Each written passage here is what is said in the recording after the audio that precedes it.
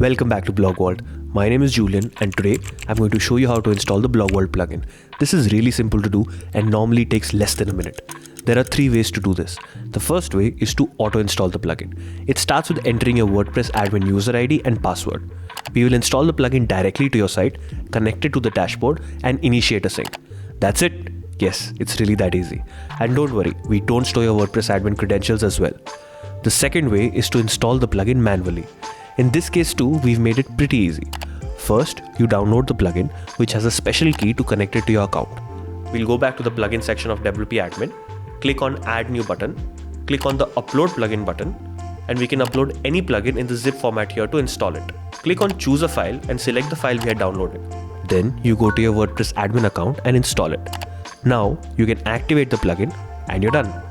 The only thing left to do is to come back and click Test Plugin. We'll connect the plugin and get you started.